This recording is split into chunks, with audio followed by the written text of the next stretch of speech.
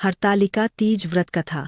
नमस्कार मित्रों, आज हम बात करेंगे हरतालिका तीज की पावन कथा के बारे में।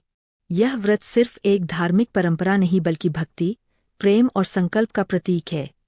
कथा का आरंभ बहुत समय पहले की बात है। पर्वतराज हिमालय की पुत्री पार्वती जी बचपन से ही भगवान शिव को अपना पति मान चुकी थीं। उनके हृदय में महादेव के लिए अटूट प्रेम और भक्ति थी। वे बचपन से ही शिव जी के गुणों और तपस्या से प्रभावित थी और उन्होंने निश्चय किया था कि वे शिव के अतिरिक्त किसी और से विवाह नहीं करेंगी। लेकिन पर्वतराज हिमालय को यह निर्णय स्वीकार नहीं था। वे चाहते थे कि पार्वती का विवाह भगवान विष्णु से हो, क्योंकि विष्णु जी को संसार का पालनहार माना जाता है और वे अपनी पुत्री के लिए एक योग्य वर मानते थे। जब पार्वती जी ने यह सुना तो उनका हृदय व्याकुल हो उठा। उन्हें लगा कि उनका संकल्प अधूरा रह जाएगा और वे अपने आराध्य शिव से कभी विवाह नहीं कर पाएंगी। सखी का परामर्श। इस दुख की घड़ी में पार्वती जी की एक सखी ने उन्हें सलाह दी। उसने कहा, माता, यदि आप वास्तव में शिव जी को पाना चाहती है तो आपको गहन तपस्या करनी होगी। आपको घर परिवार छोड़कर वन में जाकर भगवान शिव की आराधना करनी चाहिए।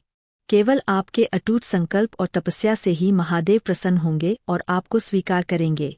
पार्वती जी ने अपनी सखी की बात मानी और वन की ओर प्रस्थान किया। यही कारण है कि इस व्रत का नाम हरितालिका पड़ा। हरि का अर्थ है हरण करना और अलिका का अर्थ है सखी, क्योंकि उनकी सखी ही उन्हें घर से हरकर वन में ले गई थी ताकि वे तपस्या कर सकें। वन में कठोर तपस्या। वन में जाकर पार्वती जी ने नदी किनारे एक गुफा में अपना आसन बनाया और कठोर तपस्या आरंभ कर दी। उन्होंने निर्जल व्रत रखा, न भोजन न जल, केवल भगवान शिव का ध्यान। उन्होंने अपने शरीर को तप और भक्ति की अग्नि में झोंक दिया। गर्मी की धूप, वर्षा की बूंदें और सर्दी की ठंडी हवाएं, इन सबका सामना करते हुए भी उन्होंने अपना ध्यान नहीं भंग होने दिया। उनके शरीर पर मिट्टी और धूल जम गई, किंतु उनका मन अटल और अडिग बना रहा। ऋतुएं बदलती गईं, समय बीतता गया, लेकिन पार्वती जी का संकल्प और दृढ़ होता गया। हरतालिका तीज व्रत कथा। नमस्कार मित्रों, आज हम बात करेंगे हरतालिका तीज की पावन कथा के बारे में। यह व्रत सिर्फ एक धार्मिक परंपरा नहीं बल्कि भक्ति, प्रेम और संकल्प का प्रतीक है। कथा का आरंभ बहुत समय पहले की बात है। पर्वतराज हिमालय की पुत्री पार्वती जी बचपन से ही भगवान शिव को अपना पति मान चुकी थीं। उनके हृदय में महादेव के लिए अटूट प्रेम और भक्ति थी। वे बचपन से ही शिव जी के गुणों और तपस्या से प्रभावित थी और उन्होंने निश्चय किया था कि वे शिव के अतिरिक्त किसी और से विवाह नहीं करेंगी। लेकिन पर्वतराज हिमालय को यह निर्णय स्वीकार नहीं था। वे चाहते थे कि पार्वती का विवाह भगवान विष्णु से हो, क्योंकि विष्णु जी को संसार का पालनहार माना जाता है और वे अपनी पुत्री के लिए एक योग्य वर मानते थे। जब पार्वती जी ने यह सुना तो उनका हृदय व्याकुल हो उठा। उन्हें लगा कि उनका संकल्प अधूरा रह जाएगा और वे अपने आराध्य शिव से कभी विवाह नहीं कर पाएंगी। सखी का परामर्श। इस दुख की घड़ी में पार्वती जी की एक सखी ने उन्हें सलाह दी। उसने कहा, माता, यदि आप वास्तव में शिव जी को पाना चाहती है तो आपको गहन तपस्या करनी होगी।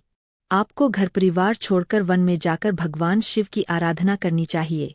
केवल आपके अटूट संकल्प और तपस्या से ही महादेव प्रसन्न होंगे और आपको स्वीकार करेंगे। पार्वती जी ने अपनी सखी की बात मानी और वन की ओर प्रस्थान किया। यही कारण है कि इस व्रत का नाम हरितालिका पड़ा। हरि का अर्थ है हरण करना और अलिका का अर्थ है सखी, क्योंकि उनकी सखी ही उन्हें घर से हरकर वन में ले गई थी ताकि वे तपस्या कर सकें। वन में कठोर तपस्या। वन में जाकर पार्वती जी ने नदी किनारे एक गुफा में अपना आसन बनाया और कठोर तपस्या आरंभ कर दी। उन्होंने निर्जल व्रत रखा, न भोजन न जल, केवल भगवान शिव का ध्यान। उन्होंने अपने शरीर को तप और भक्ति की अग्नि में झोंक दिया। गर्मी की धूप, वर्षा की बूंदें और सर्दी की ठंडी हवाएं, इन सबका सामना करते हुए भी उन्होंने अपना ध्यान नहीं भंग होने दिया। उनके शरीर पर मिट्टी और धूल जम गई, किंतु उनका मन अटल और अडिग बना रहा। ऋतुएं बदलती गईं, समय बीतता गया, लेकिन पार्वती जी का संकल्प और दृढ़ होता गया।